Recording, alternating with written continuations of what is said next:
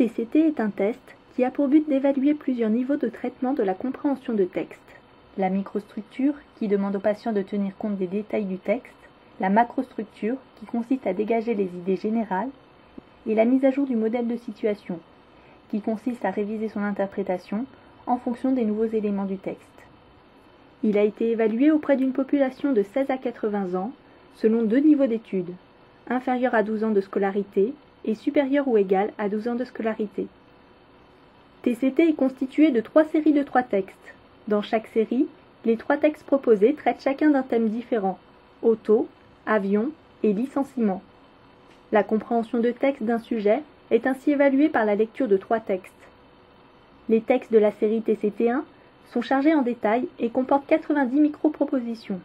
Pour ces textes, une mise à jour du modèle de situation est nécessaire. Le patient doit comprendre qu'une partie du texte fait référence à un rêve. Ces textes permettent de tester les capacités générales du lecteur à traiter les différents niveaux de représentation du texte. Dans la série TCT2, les textes sont encore plus chargés en détail et sont composés de 135 micro-propositions. Cependant, ils ne nécessitent pas de mise à jour du modèle de situation. Ils permettent ainsi l'évaluation du traitement de la microstructure. Dans les textes de la série TCT3, la microstructure a été allégée et il ne comporte plus que 43 micro-propositions. Dans ces textes, la mise à jour du modèle de situation est à nouveau nécessaire. Ces textes permettent l'évaluation du traitement de la macrostructure ainsi que de la capacité à mettre à jour le modèle de situation. Pour la passation, il faut choisir un texte dans chacun des thèmes proposés, comme par exemple Avion 1, Auto 2 et Licenciement 3, ou encore Auto 1, Licenciement 2 et Avion 3. La lecture de 3 textes suffit pour évaluer la compréhension de texte. Il est demandé au patient de lire silencieusement. La lecture est chronométrée. Après chaque lecture d'un texte, le patient devra répondre à une série de questions.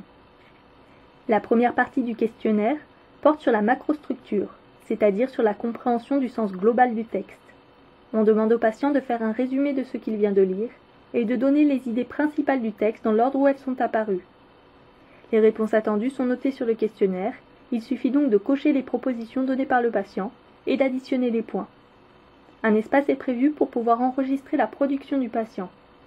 Pour les textes de la série TCT2, 2 réponses inscrites en couleur sont attendues obligatoirement et 2 autres réponses sont attendues parmi 3 possibilités.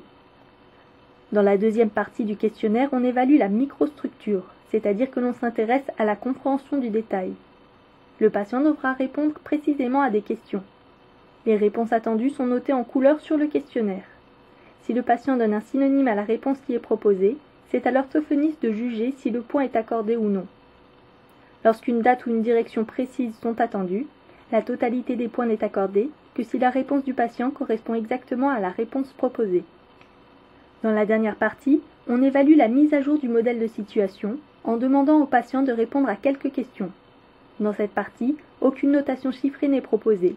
Il s'agit seulement de noter si le patient a réalisé ou non la mise à jour du modèle de situation. La durée de passation du test varie de 10 à 15 minutes.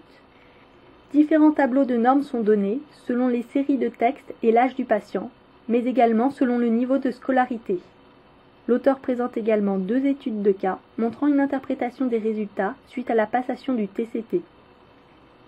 TCT peut être utilisé chez des patients cérébrolésés ou des patients en début de démence pour lesquels un trouble de la compréhension de texte est suspecté, mais également des patients traumatisés crâniens ou même de jeunes adultes en difficulté de lecture.